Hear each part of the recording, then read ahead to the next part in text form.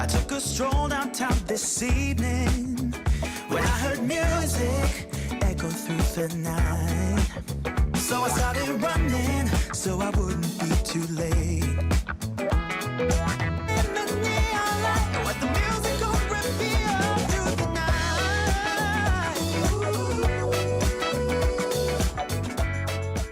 night. Welcome everyone to Coach in the Session. My name is Michael Rearden and I'll be your mindset coach today.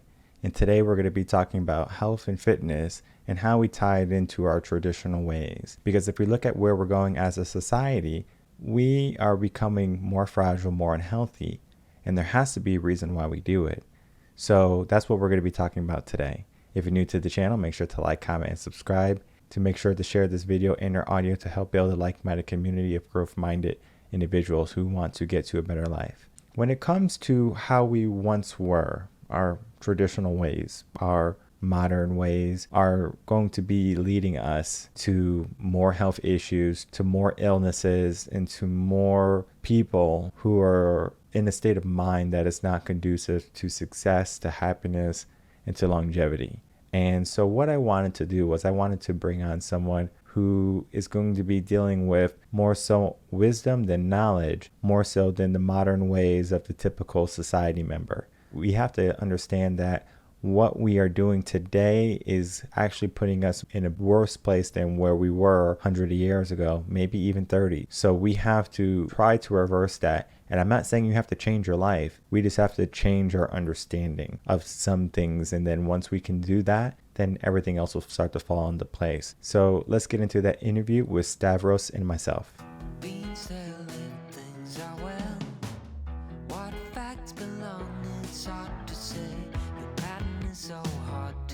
Welcome, Stavros Mastrogiannis, to Coaching in Session. How are you? I'm doing great, Michael. How you doing? I'm doing well. Thank you so much for coming on. So you are a sustainable weight loss coach. I know that's just kind of the blanket statement of what you do, but in your own words, can you tell the world who you are and how you help?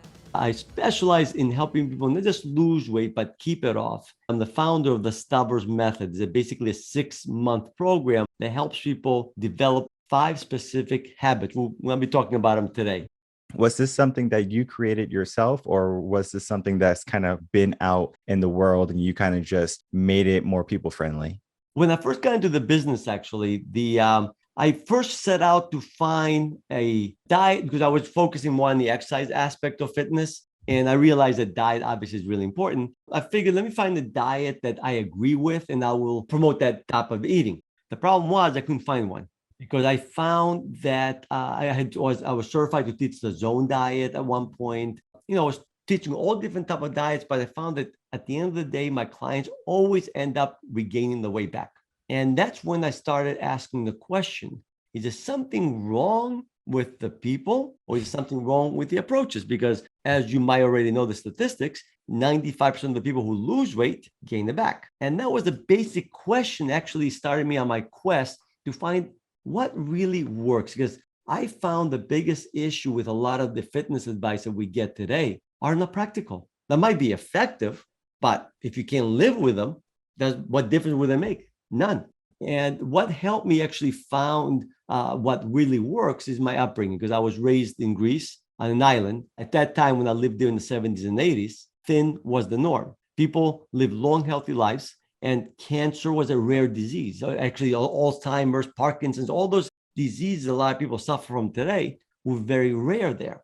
And what I realized is that what I was learning in school on proper nutrition and how to improve your health completely contradicted my upbringing. And that's how I started looking at, okay, what behaviors do we have there that kept us in shape? And that's how actually I came up with the Stavros Method. Is I looked at what healthy behaviors I was raised with and what healthy behaviors other healthy regions around the world have in common. And I came up with the 5 that I teach through my Stavros Method.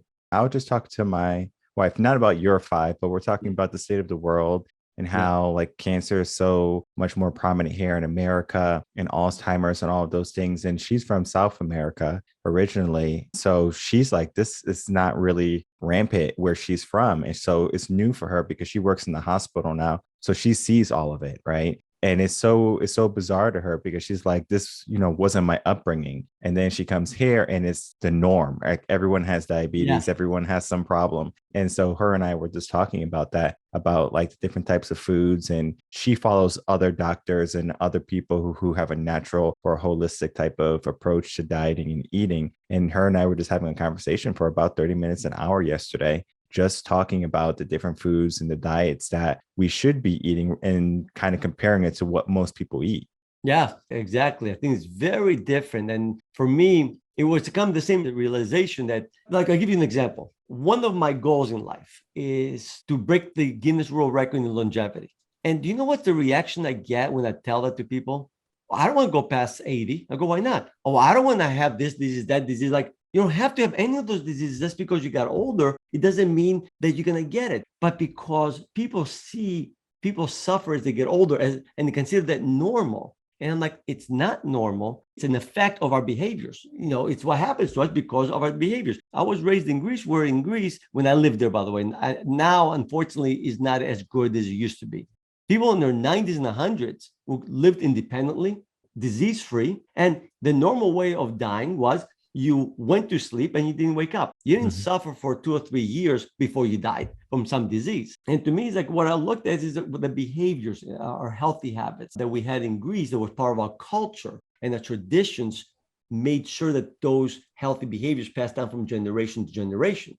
Unfortunately, in the modern world, in the Western world, we've lost a lot of our traditions. And right now, what creates traditions are the marketers. Marketers are not looking after your health. They're looking after selling a product. And that's how I think a lot of the bad behaviors that's killing us and it creates disease have been developed. You just opened up a great talking point there, traditions. Not only are marketers trying to get us to buy their product and go away from what worked for our ancestors, but ripping apart the family type of scene, right? So now people are going to be moving on. Kids nowadays are so quick to put their parent in a nursing home.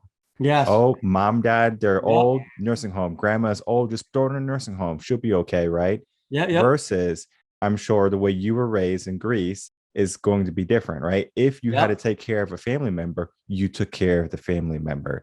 What they did in the olden times, I'm just gonna call it the olden times, but it wasn't the olden times, is they had kids because when they got older, the kids would help them, will help take care of the farm, will help take care of the house, the family, whatever it be. Now it's kind of like we're living in a modern world where families separate as soon as the kid goes off to college and then starts their own life. Exactly. And I think it's sad because I think I know in Greece, there were 3 or 4 generations living under the same roof. And also part of the reason I think why the older generation is aging at a much faster rate is because the society makes them feel as a burden to society. Or in Greece, where I was raised, it wasn't a burden. You still felt useful because you helped your kids. And then when you got older, the kids helped you. They helped with the grandkids. They felt like it had a purpose. And unfortunately, in today's society, once you get too old, you're something that you just thrown to the side and you just go to some nursing home to die off with no purpose. And as you know, I think purpose in life is the most important thing to stay alive. Once you lose your purpose, I don't know if you know the statistic on retirement, average person only lives 2.5 years after retirement because you lose. That's why to me it's so important to have purpose. And I think family is also a purpose, like to keep the family together. And we're still keeping my family here. I have a big Greek family and we're still everybody lives within a 45-minute drive. We still get together. The parents, grandparents are all around, which is really nice. That type of upbringing and that way of living is a lost art form per se. When it comes to, raising family, being traditional. If we had more people who held families to a higher regard, we would solve a lot of issues that we have, right? And we're not going to get into it because it's a lot of political stuff. The whole topic, especially mental issues. Exactly. If you had a strong family upbringing that knew, even if you had some type of problem, right? So let's say you had ADHD, right? Just as an example, ADHD, you can't control yourself. you can control yourself. It's just that the doctor says you can't control yourself. So Exactly. now the mind says you can't control yourself. You hit 65, you say I'm old and I'm retiring and there's nothing for me to do. I mean, it's a cascading effect. And this is all mindset. This is what I work with. It's what do you want for yourself? When you get to be 70 years old, do you want to be able to walk?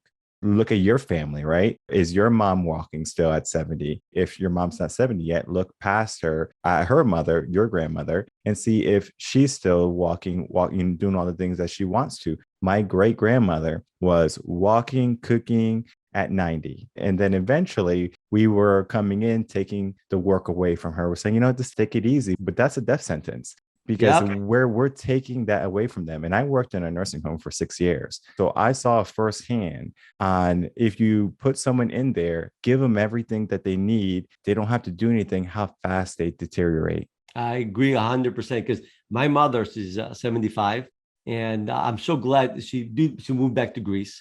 But even when she was here, actually was here visiting a couple of year ago, and we went food shopping. Like she walked like a normal person, like actually fast, even faster than some 40-year-olds. But she's full of energy. Like now she lives in Greece, everything's walking distance. She lives independently. Like you could not tell this lady 75 years old. But to me, that's the norm, though. And when she was here, she had a fall. Thank God she's fine. And she had a really bad cut on her head. She went to the hospital. The doctor asked, "Oh, how many medications are you taking?" None. They looked at her like she was an alien or something. What do you mean none? Everybody takes medication.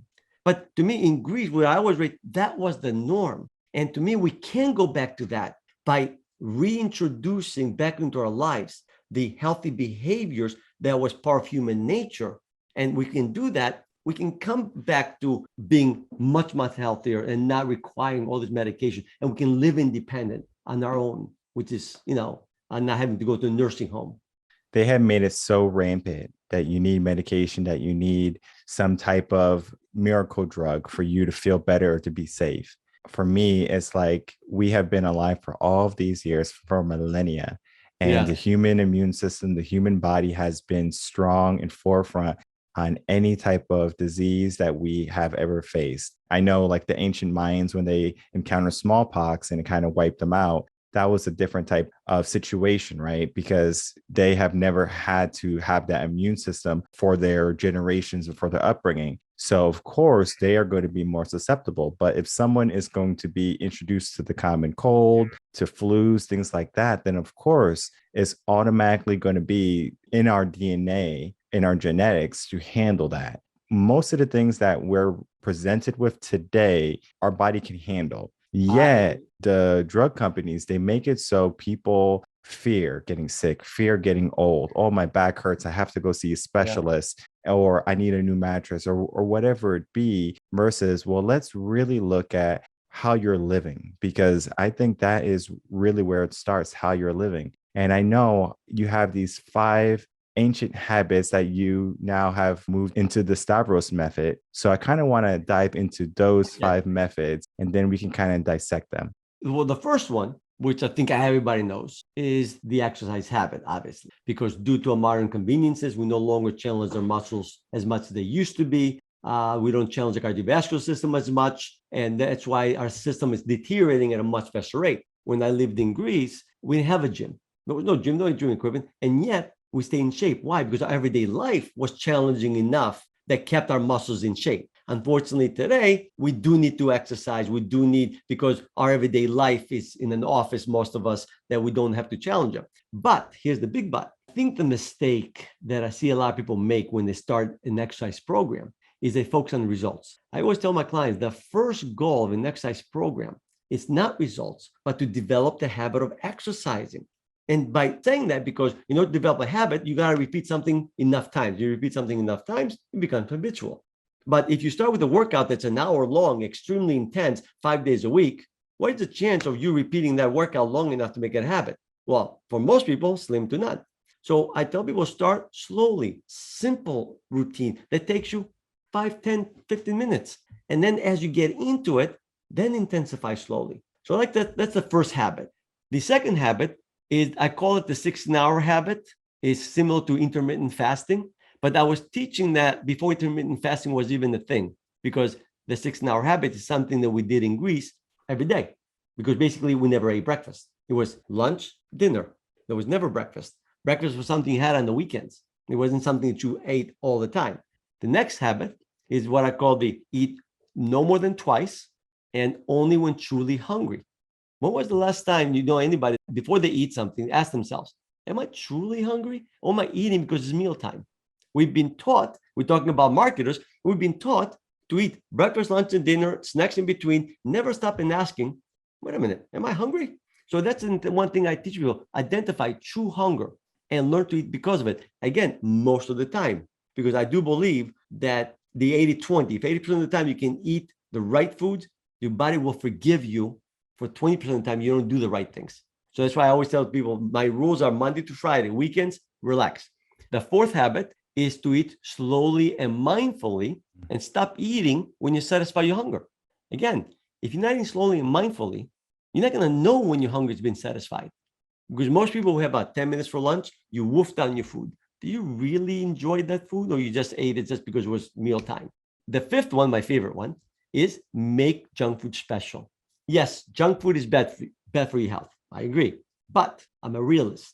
Junk food tastes way too good to give up. Think about it. If it was easy to give up junk food, all the junk food companies would be out of business by now. They're not. So instead, what I've done is, like I remember in Greece, we ate our fair share of junk food, but it was something special. Like I remember like on the weekends, my mother, if it was a good movie on TV, by the way, our TV only had 2 channels and only started after 5 p.m. She would get us potato chip and Coke. It was such a big deal. Like, oh my God, potato chip and Coke. Nowadays, kids have Coke and potato chips every single day. Those things were not meant to be had every day. It's something you was meant to have once in a while. Like, I don't know if you're familiar with Greek desserts at all, like baklava, galaktoboudi, because they're very high calories, high sugar, sweet. I love them. And people say, oh, how you guys can eat that stuff in Greece and not gain weight? Because that was something you had on Christmas, on Easter, on the holidays. It wasn't something you had every single day of the week. So those are the 5 habits, the main ones that I teach. But the big but is, have you heard the saying, knowledge is power? Well, I disagree with that saying. I said, knowledge is not power. Applied knowledge is power. Because, yeah, I can teach you all these habits, but if you don't apply them into your life, would they make any difference? No, of course not. And that's why, to me, not just discovering this 5, or identifying these 5 habits, it wasn't enough. I also had to find a way to help people implement them into their life. And that's why I came up with the idea, with the exercise. Forget the results. Let's focus on making exercising habitual first. How can we do that? Break everything into very little tiny steps that are easy for you to keep taking regularly so they become habitual. I give you actually a funny story that actually changed my whole life. Flossing. Obviously, flossing is really good for your teeth. Everybody knows it. And yet, most people don't do it. I was one of those people, by the way, 20 years ago. My dentist is also my client here. So I was getting annoyed with myself. So I would go for my regular cleanup. My dentist would tell me how I'm not flossing enough, like I did not know it. He would give me all the reasons why I should be flossing. I would get inspired. I would floss for a couple of weeks and I would fall off the wagon. Sounds familiar?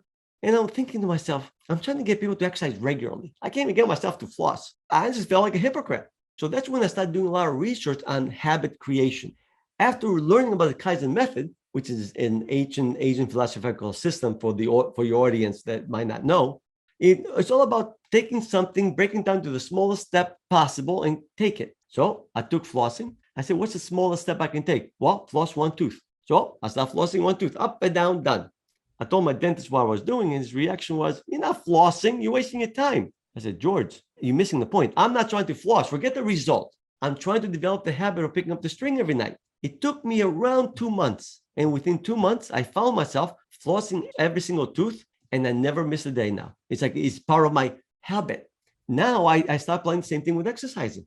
And it worked wonderfully. The thing that people had to overcome was when, for example, most of my clients that I work with are people who are complete beginners. They hate exercising. So they will come to me and say, okay, let's start developing the walking habit. So your homework for the week is to walk 3 times, 1 minute each time. And they will look at me, what the heck will 1 minute do? It's not going to do anything, I'll tell you that much. But what it will do, you can't come back to me next week and tell me I didn't find 1 minute 3 times a week to walk. On the other hand, if I give you the advice that a lot of trainers give, which is at least 20 minutes, You get home, you're tired. What is the chance of you getting on the treadmill or walking for 20 minutes or walking outside? Not very good. 1 minute, if you know this crazy trainer is going to ask you if you did the 1 minute, more likely. So now we're developing a behavior of getting on the treadmill or walking outside. And then how many times are you going to stop after 1 minute? Most likely you're going to keep going. And that's how you slowly start walking regularly. And then let's start lifting, for instance. Let's start with push-ups. Just do 10 push-ups. Yes, push-ups is only going to work your chest, your arms a little bit. It's not going to work your full body. But again, forget the results. Let's get into the habit of exercising. Once you get used to doing push-ups 3 or 4 times a week, well, let's add the back or let's add the shoulders. And that's how we slowly get into the habit. For me, when it comes to exercise, it's kind of like you can look at the goal or you can look at where you are today. So for me, I would rather look at where I am today. It's kind of similar to like looking at, okay, I did 1 minute a day, I'm successful versus, oh, I don't have the dream body, right? I don't look like a model. I don't have a 6-pack. For me, I look more at how do I feel today?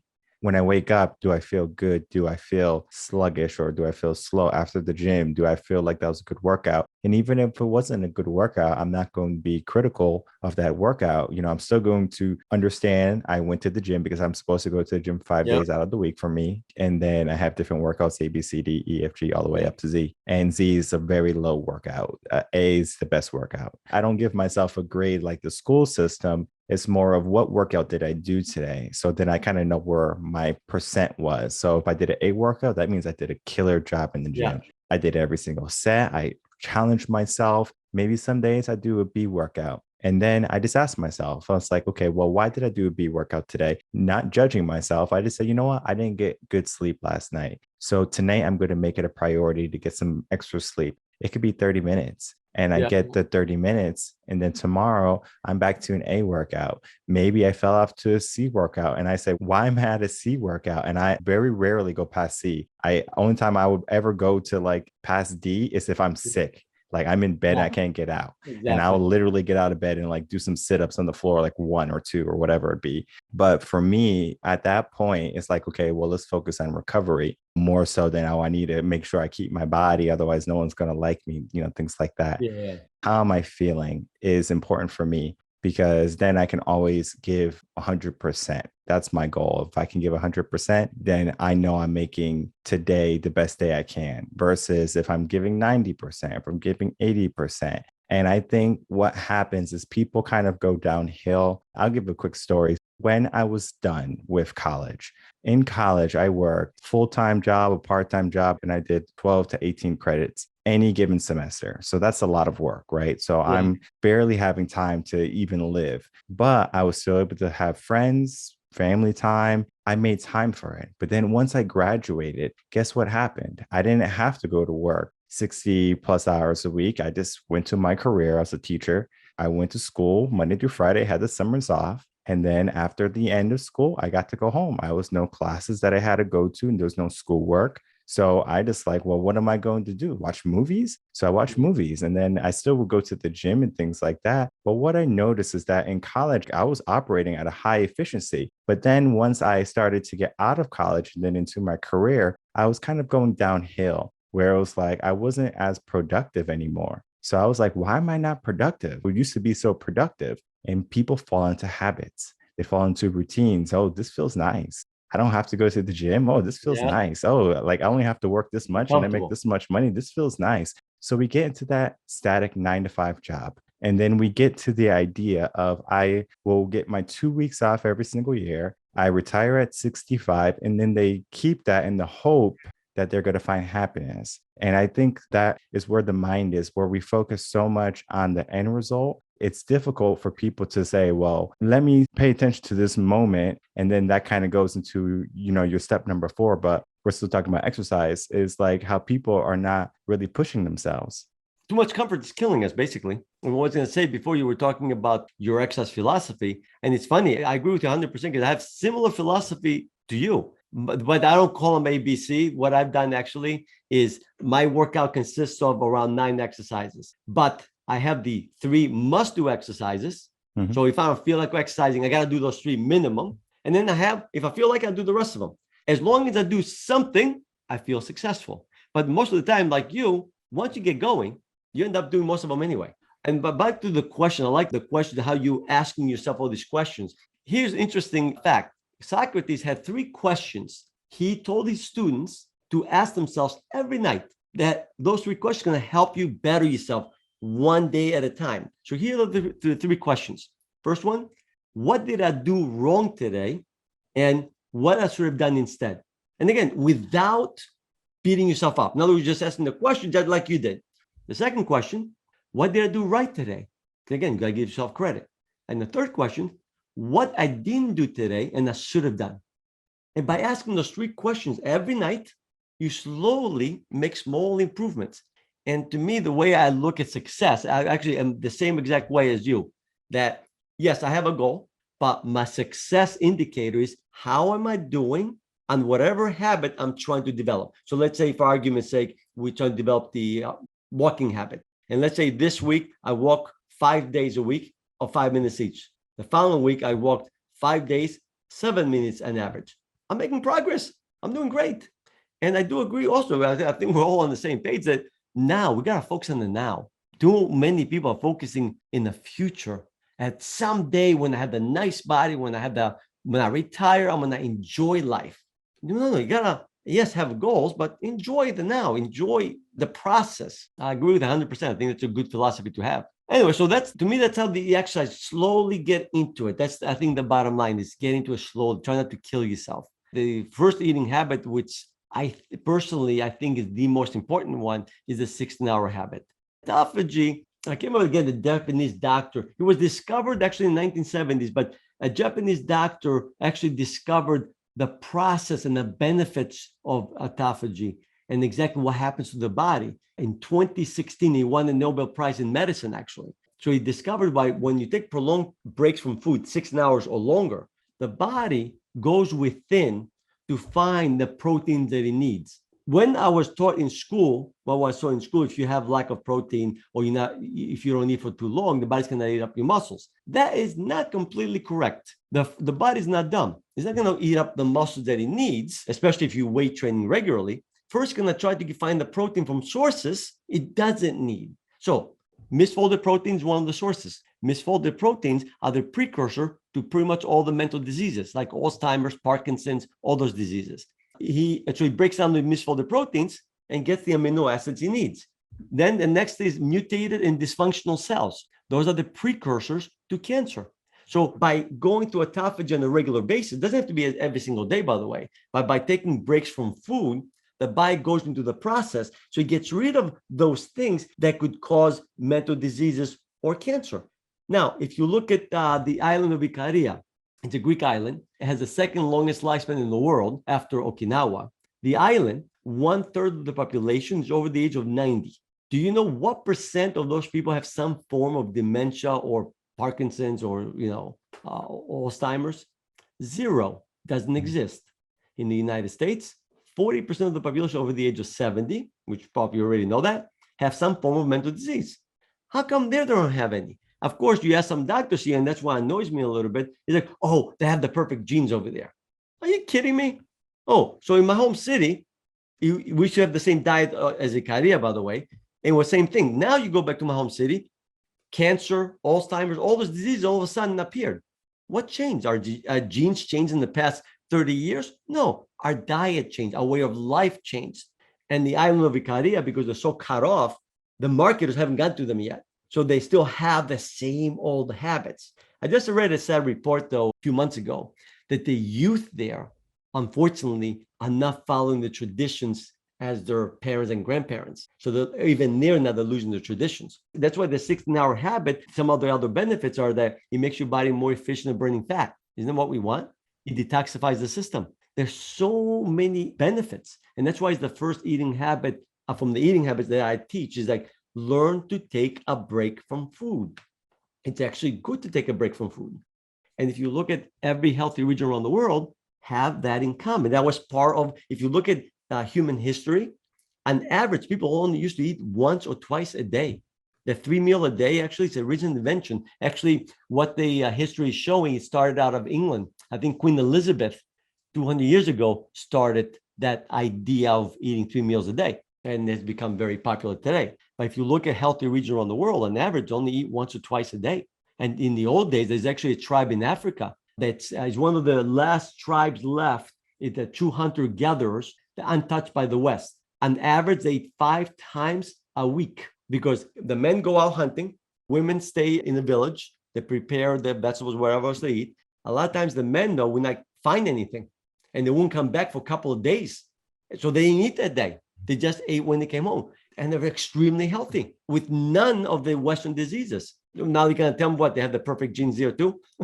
Kind of goes into the idea of we have gone away from that hunter-gatherer type of living where if we want food, we can order DoorDash. If we want food, we can call up Uber Eats. We can go to a drive-through. We can go to the grocery store, pick up something quick and easy. What that does is it stops us from having to go out and get those extra steps in and burn all the unnecessary calories that we just consume in our day because our day is so boring and mundane nowadays. We sit in an office, guess what's next to us? A bag of potato chips. By the end of the day, the bag of potato chips is gone. It's like, where do they go? We eat because of habit. On breakfast time, guess what? It's a habit. Like I wake up, oh, I got to eat because it's breakfast time. For that, I will say for kids, it's a little bit different because kids are still growing up and they are growing at a rapid rate. So their body needs nutrition, but we're talking about adults. So I don't want anyone to come and say, we're done growing. Yeah, exactly. Unless your belly's growing, you're drinking too much beer. So we have to understand that, right? So age is going to play a determining factor there. But when you're older, right? So probably like 18 plus, right? So like that's kind of a safe number to say you will probably be good on 2 meals a day. If you need more than that, talk to Stavros over here and he can tell you otherwise because you only need 1 good meal, maybe 2 good meals if you can't fit in 1 good meal. For me, I eat once a day at 12 o'clock in the afternoon. So I eat at 12 and then I'm good for the rest of the day. I eat 1 meal a day. I have mine at the end of the day though. Anyway, sorry, I didn't mean to interrupt.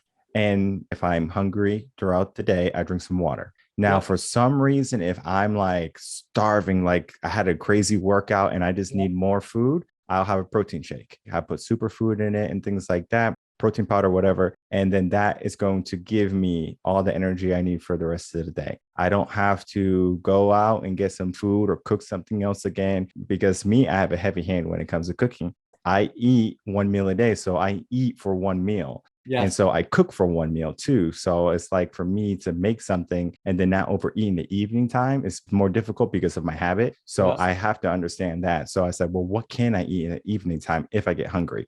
A protein shake. That's what I learned. Drink a protein shake. And that gets me to the next day. Typically in the morning, I'm good. And for some reason, if I'm hungry in the morning, for some reason, I'm like starving, I put lemon in my water and I just drink lemon water, go to the gym. After the gym, I feel good. And then I make it to 12. So many people don't understand the benefits of eating 1 or 2 times a day, or even the fact of intermittent fasting. For me, it's like you give your body an opportunity to digest all the food you ate. And many people are just so quick to consume, and then they don't give their body a chance to eat all that food or to utilize all that food. I agree, because to me, I remember when I first got out of the school, the only debate we were having is what's the best food to eat for breakfast? What's the best food to eat for lunch? And what's the best food to eat for dinner? Nobody stopped and asked the question like, wait a minute. Do I need to eat breakfast? Do I need to eat lunch? And do I need to eat dinner? There was never a debate. It's fine. Like I said, to me, I'm thankful that I was raised in Greece, that I was able to see firsthand how a healthy region lives and eat. And talking about kids in Greece, even back then, once in a while we would eat breakfast and once in a while we would not. But it was always about, am I hungry? We're adults that never ate breakfast. As far as the main meal is concerned, it was a big lunch. But we rested after lunch, by the way. We always took, it was like a 3-hour lunch break. And then we had a very light dinner if we ate dinner. In the villages, though, was the exact opposite. In the village where my mother was raised, lunch was very light. Dinner was a heavier meal because they worked in the fields. So if you eat a really heavy meal at lunch, you cannot go back out and work. And it was something that was done instinctively. And come to find out, it was one of the best things that you can do for your health. Again, it's unfortunately that, really a quick story about breakfast. Edward Bernays, was hired in 1921, if I'm not mistaken, by a beech nut packaging company because they sold pork bellies and they want to increase the sales of pork bellies, bacon, in other words. What he did was he went to the doctor to work for him and said to him, do you think a high protein breakfast like bacon and eggs is good for the American people? And of course, the doctor that worked for him, what is he going to say? Oh, absolutely. But the question I have is, how much nutrition training do doctors have? Almost none. So anyway, so this doctor wrote to 5,000 of his colleagues to agree with that statement. So then Edward Bernays ran an ad, a PR campaign, which most of the publications at that time picked it up, and it said that 5,000 doctors agree that a high protein breakfast like bacon and eggs is really good for your health. And that's how bacon and eggs became popular in this country. And if you look at a lot of the ways that we eat, if you go back to the beginning, all started from a really smart marketing campaign. You'd be amazed at how good marketing can get people to do. Oh, yeah, of course. And if you go to the grocery store, for example, how everything's arranged, they have like all the sugary stuff on the lower levels, and then all the good stuff typically is toward the top of the shelves. And it's just because kids can't see to the top of the shelves. So when the kids are walking down the aisle, the kids are seeing their Cheetos and they're seeing their Doritos and they're seeing their Lucky Charms. Oh, I want this, I want this, I want this, right? And so guess what? Yeah. They get it. And then now it kind of goes down that process of you start them young, eating sugary sweets. Now they're attached, they're hooked. That's what they think they need. And they continue that for the rest of their life. And then that's why obesity is so rampant. And that's why many people are, breaking down at the age of 30. It's like, oh, like my knees hurt, my back hurts. It's like, but you're 30 years old. You should be perfectly fine. I know people in the gym who are like 70, 80 years old that look better than me. And I'm like, man, you look amazing, number one. And I always tell them every time they come in, I said, you look great today. And they're like, like it's all about diet and nutrition and, being consistent with your workouts and things like that. Then they have a routine, and that routine can be as simple as, every evening, my spouse and I, we go walk around the lake. They walk around the lake every evening, right? And it might not seem like, oh, I'm exercising. I'm spending time with my partner, but you're still getting your steps in versus I'm going to stay inside with my partner and watch a movie tonight. It's a big difference in how society's switching over from what it used to be and then how it is today. You made a very good point, though, as far as took a walk. It wasn't like, oh, I'm going to exercise. I'm going to spend some time with my spouse. And I know, like in Greece, the same point I always make is that we didn't even know what a calorie was. Like in Greece, we didn't eat a diet that was high in fruits and vegetables because we wanted to be healthy. We ate that way because our traditions taught us to eat that way. And it was not like, we never focused on our health, and yet we're healthy. Why? Because the things that kept us in shape were habitual behaviors. But before, when you mentioned kids, the one advice that I give to my clients, because that's the same way I have two kids, 11 and 16 now, and they eat really well. And the way I got them to eat well, and again, they're only perfect. Like I don't eat perfect myself, but I eat perfect 80% of the time, is the rule on junk food. All of my favorite junk food is in the house. My kids know exactly where it is. Even my kids, they know the rule is Monday through Friday, we don't eat junk food. Friday after 5 p.m., you want to have some soda, you want to have some ice cream, whatever, you can have it. But because they can have it every weekend, they can have half a can of soda and dump the rest. They don't have this craving that, oh, I got to eat all of it because it tastes so good. And by teaching them to treat junk food special, they can go to somebody's house, and even if they offer them ice cream or something, which is during the week, they don't feel compelled of having it. And that's why I made the rule of make junk food special instead of get rid of junk food, because I tried to get rid of junk food the first time around. It didn't work out too well. I mean, I'll tell you a funny story, because I said to my wife, okay, I'm going to get rid of junk food. So I get rid of all junk food from the house. It lasted a couple of weeks. And then I would go to my mother. So my mother used to live in the States. My mother kept devil dogs. I used to love devil dogs.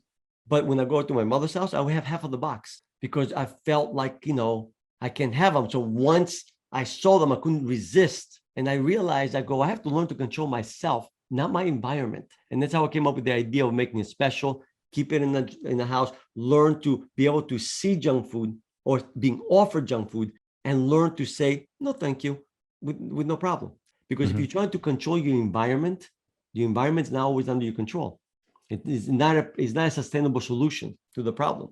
For me, I have rules, and it was so funny. Whenever I tell people these rules, they are like, I don't want to live in your house. I'm like, good. I don't want any extra people. So Monday through Thursday, there's no TV. The TV doesn't turn on. Read a book. You can go on your phone if you need to do something, but the TVs don't turn on. I don't want to hear the TVs on Monday through Thursday. Those are work days. You should be growing those days. Friday, Saturday, Sunday, I don't care if you watch TV for 24 hours every single day. Yeah. Relax. Monday through Thursday, there's no TV. There's no cell phones at the table. And then, of course, eating habits, things like that too. There's no eating in the living room. Yeah. It's just because when you're in the living room, you're watching, you're distracted. You just have a tendency to eat so much more. So it's kind of like pay attention to your food. And it kind of goes into our step 4, which is being mindful. Yes. Where it's kind of like be mindful of what you're putting into your body, of how much you're consuming. It takes on average the typical body about 15 minutes or about 10 to 15 minutes, depending on the person, for the brain to finally say, hey, I'm full. I had enough. If you keep eating and you're overeat, then the body's going to be like, well, I don't need all this. So what is it going to do? It's going to store it because the body is so smart. And it's going to say, you know what? You ate too much. Guess what I'm going to do? I'm going to do you a favor. I'm going to store it as fat for a rainy day. Well, we're living in a very modern society where we don't have many rainy days. There's not many people who are going to be missing a meal. So what happens is they overeat one day that they should be now intermittent fasting to kind of use up that food that they stored, but they don't. So now they eat more food and they overeat again. And now it's kind of tacking on. So now the weight's going up and they're wondering what they're doing. They're like, I'm eating, the same food that I always eat, but you're just not being mindful to how much you're eating because your body might not need what you're giving it. And you might be older now. And maybe when you're younger, you were very athletic, right? Exactly. Maybe you played sports, football, soccer, going out with friends, all that stuff. And now you're older, you're a family person, and maybe you don't go as much. You don't do as much activity. So now your body doesn't require as many calories, but you're still thinking the way you did in high school or the way you're thinking in college. Yeah. You grow. And exactly. Well, that's why I get people in trouble with the mindless eating. And I think that to me, one of the rules that I have to help people slow down is what I call watch your FPMs, your forks per minute, and like then the rule that I actually did a couple of experiments myself. My family's in the restaurant business. Actually, myself, I also have a degree in culinary arts. My family owns diners. So a lot of times I will go out and hang out at the diner and just watch people and just watch to see on average how fast do they eat. And it became extremely obvious that the more overweight the person, the faster they eat. I mean, some people will put in the fork in their mouth 9 and 10 times in 1 minute. And if you look at people who tend to be thinner, 1 or 2, 3 max. Now, there were also exceptions. I mean, there was one guy, very overweight person. He only put the fork in his mouth twice. Now, it was a good indicator that the faster you eat, the more food you're gonna eat. And it's funny talking about the rules, the same rules at my house, that when we eat Monday to Friday, we eat at the dinner table, no cell phones, no TV on, we eating as a family. On the weekends, we made exceptions. Like, sometimes I'll do it like my pizza and we'll eat in front of the TV, but it was like the exception. But during the week, and I think all these rules to me are good. Every society has rules. Even in Greece, we had rules that we follow, but because we're habitual, we didn't think of them as rules. To me, that's how kids learn. They learn from us. They learn because I know a lot of my clients that, they're telling me about their kids and they don't eat enough vegetables, for example. And the question I ask them is, well, how many vegetables do you eat? Oh, I don't like vegetables. Well, what do you expect the kid's going to do? The kid doesn't learn from what you tell them. They learn from what you're doing. So be the example to others. And that, I think, especially as a parent, again, sometimes you realize like my son would do something and he would tell me something that I didn't like. Because, Dad, you do the same thing. And I think for a second, I'm like, yeah, he's right. And that's why it made me realize I got to watch my habits because the kids pick up everything. So for me, it's kind of like you have to be the example. Yeah. And you can't be a hypocrite. You said it early on in the beginning. And I believe it's the same thing in my coaching business, where it's like, if I'm not in the right mindset to help people and I'm helping people, I'm like a hypocrite. And it's like, I'm not following what I'm supposed to be doing. And, I'm blessed or I'm fortunate to say, like I do have a good life. I do have a good marriage. I do have a good career. For many people, they might have an okay career, okay marriage, and then they think everything's okay. So they don't want to make it better. So it's kind of like even our diet where we can make some changes and make it better. We can have a better, healthy body. But sometimes people just say, well, it's good enough, right? And as long as it's good enough, then and they don't really propel themselves. And for me, I always challenge myself. It's like, well, it's not good enough. Like, let's make it good, right? Like, it doesn't have to be just barely good. Like, I wouldn't be satisfied if I was in an unhappy marriage, or if I was in a career I was failing at, or I didn't like. I mean, I was an accountant, I was a teacher. And I mean, I left those professions to do what I'm doing today, which is coaching. I could have stayed in accounting, made great money, could have stayed in teaching, helped all these students grow and learn and be, wonderful members of society. But I decided to do something different. So I would say out of the first two jobs, I would still be a teacher, but I wanted something different. I wanted to do more in my life. So I still wanted a challenge. And if I stayed there, I would have had regrets later on in life. It was something I asked myself, like, if I stay in teaching until I retire, will I have regrets? And the answer was yes. I mean, I asked myself this question. So that's why I left teaching. So I didn't want to have regrets. And then I started to move into a way I wouldn't have those regrets. And many people, they just kind of do things. And when they finally run out of time, because everyone thinks they have time, I'll do it tomorrow, I'll do it later. Wow. And then when they finally realize that they don't have any more time, then they're like, oh, I messed up. Now I have regrets, right? It's kind of like we place contingencies on everything. And it's going to be like, I'll do it when, if I get this much money, I'm going to start saving. Like, they put all these contingencies when we can start now. So like exercising 1 minute a day, right? There's no excuse. As you said earlier, you don't have to create a contingency. You're always busy with work. The kids were sick and you had 1 minute a day to walk. You chose not to, right? Intermittent fasting, the same thing. You chose to eat 3 or 4 times. And then by the time you realize, like, wow, I could have just waited 16 hours, ate, and then, ate 2 times, and then I would have been full. Versus it's like, I will have to eat every single time I feel hungry. But sometimes we don't just feel hungry. We might be thirsty, but like our brain is saying, I think we're hungry. So you're probably dehydrated, and then going to be mindful. And it's something I had to really work on too. Slow down, pay attention. And that's not just for eating. That's for everything in life. Exactly. Before we're talking about, eating, the response I get from a lot of people when I tell them that, on average, I only eat once a day, like Monday to Friday, I only eat once a day. Like, oh, no, I love food way too much to be eating only once a day. And my answer to that is, like, I went to school for becoming a chef. I mean, I graduated. I love food. My whole family are great cooks. There's very few people that love food more than I do. But I get more enjoyment out of the one meal than most people get out of 5 meals. Mm-hmm. Because number one, as you know, when you eat out of true hunger, your taste buds are more sensitive. So you get more enjoyment out of the food. Because I eat my food mindfully and I'm really focusing on in my meal, I really enjoy what I'm eating. And since I'm not doing anything else, like a lot of times when people eat lunch and they have 10 minutes for lunch, how much enjoyment did you really get out of that 10 minutes? Almost none, because you probably doing some other work while putting food in your mouth. Do you really enjoy that food? We don't. And I also like what you said, that incrementally, I'm always, even today, try to become a better version of me. And I'm always asking myself the question, okay, what other little habit can I develop that would help me even more? And like, the first up to 5-6 years ago, more like 10 years ago, I was developing those 5 habits and I made sure I have them. Now I got, okay, what else can I go? And are you familiar with Wim Hof? I started developing his breathing technique. I've been doing this for the past 5 years.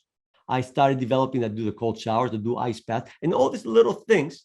But I turned 50 a few months ago. The last time in the past 11 years, I gotten sick once, and it wasn't even that sick. To me, my goal for my 50s now is to never get sick again, because we were talking in the beginning, you don't have to get sick. A strong immune system will take care of almost anything.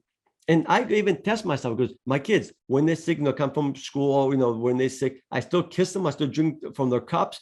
I don't go out of my way to avoid germs. I go out of my way and I don't get sick from them. And I don't get sick from anyone else, because I believe if I make my immune system strong enough, it can handle anything. And that's something, unfortunately, that people's immune system is so weak, we catch colds from every little thing. When I was a teacher, I would get sick once a year.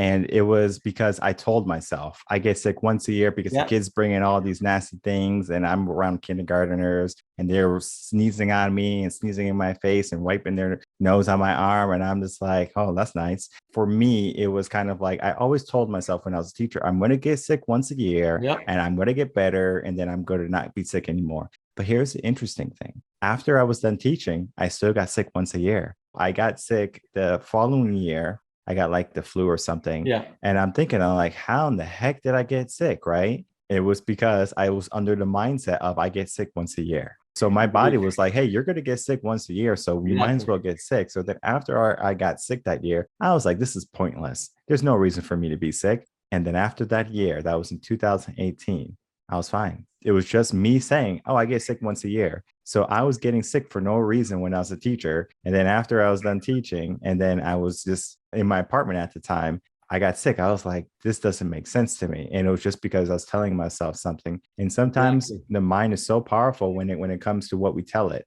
Oh, yes, you know, you're going to get sick. You're unhealthy. And guess what happens? You start to act that way that you're telling yourself. But if you start to be more positive in what you do, how you treat foods, things like that, then you have more power. I mean, even the junk foods, you don't have to stay away from them. Just understand that you are in control of them. So like, I love what you do on the weekends, like, you know, Friday after 5 p.m., Saturday and Sunday, have fun, right? Junk food, you want a can of soda, go for it. For me, you know, it's kind of like every single day is kind of the same at this point in my life, where it's kind of like, I know what I'm going to do, where the weekends only dictate like more free time for me. Yeah. So like Monday through Thursday is work days, Friday is a flex day, and then Saturday and Sunday are relaxing days, but relaxing days can also be flex days.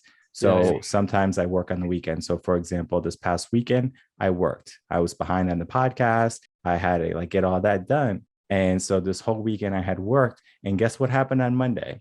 I was like, oh, I want to work more. So I was already in the work mode from the weekend versus coming off from the weekend saying, you know, I was nice and relaxed, and this is now Monday, got to work. I was already in work mode. I was like, I got to edit this, boom, boom, boom, quick and easy.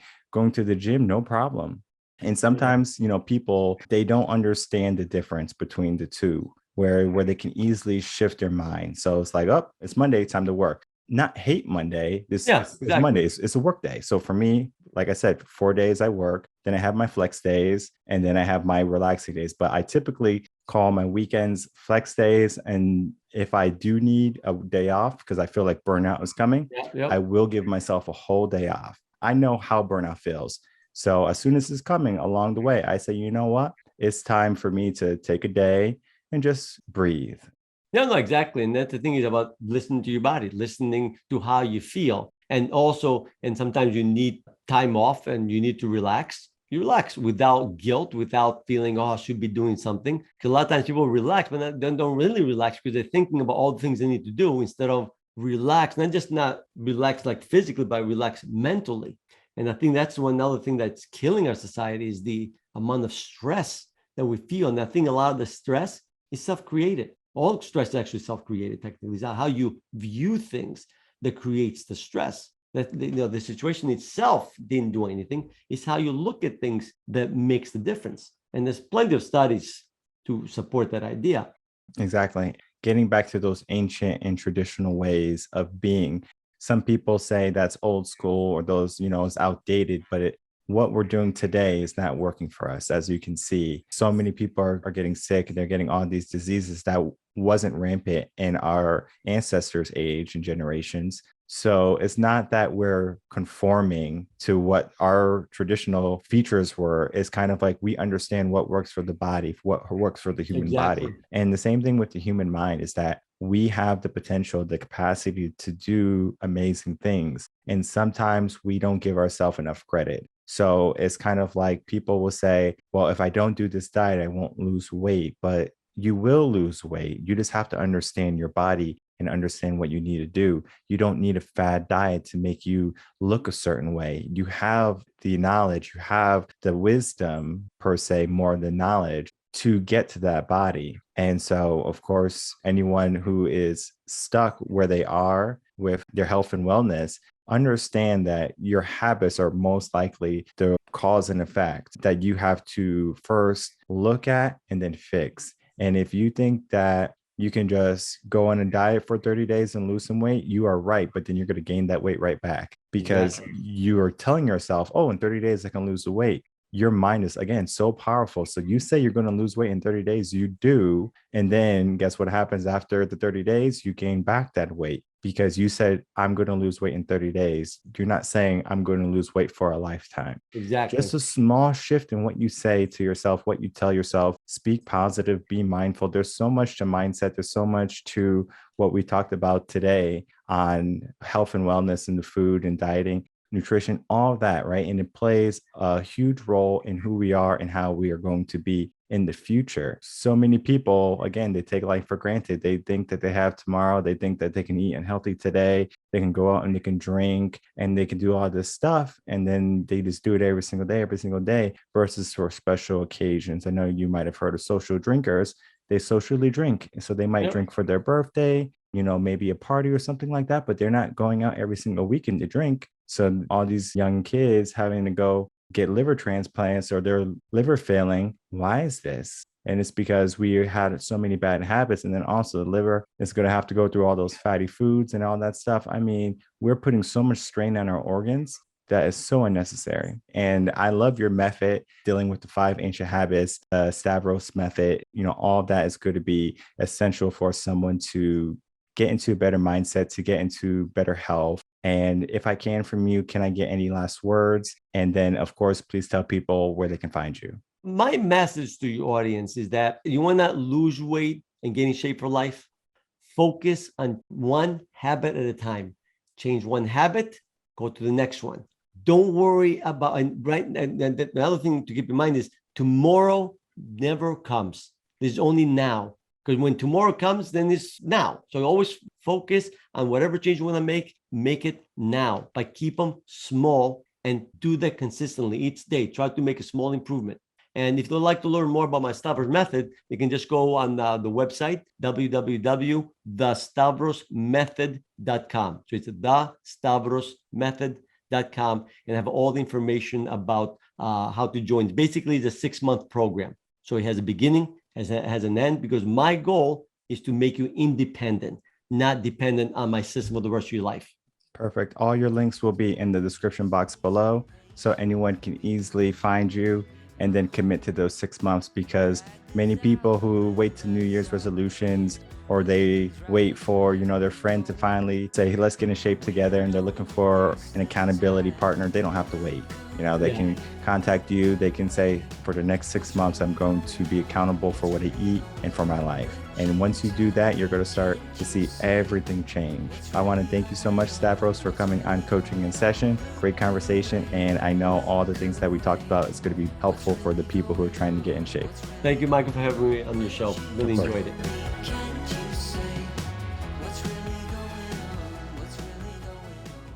All right, everyone. I would like to thank my guest, Stavros, for coming on Coaching in Session. As you can see, he's really passionate about what he does, the work he does, and he has some great points where we get into this state of mind, this way of living that it might seem absurd in the beginning, like, oh, I'm not going to eat 1 or 2 times a day. Oh, I'm not going to eat slow. I'm so busy. And then we try to make up all these excuses for not making changes. But I will tell you that if you can make these changes, you will start to see that your life will change for the better. And it might not seem like that in the beginning. Change sometimes can take a long time for us to really see. Look at your body, for example. If you go to the gym for a month, even if you went every single day, you're not going to see drastic changes. You might see some changes, yes, of course, but you're not going to be like, oh, I have my dream body, especially if you're out of shape. We have to understand things that we want in life can take time and it will take effort. And it's not so much gimme, gimme, gimme. It's kind of like pay attention to right now, this moment. What can you do today? And all of that put together is going to lead to better health, better wellness. Science beside, the human body is equipped to handle anything thrown at it. You just have to understand what you need and to make adjustments where you need supplements. Some people just automatically assume their body needs to be supplemented.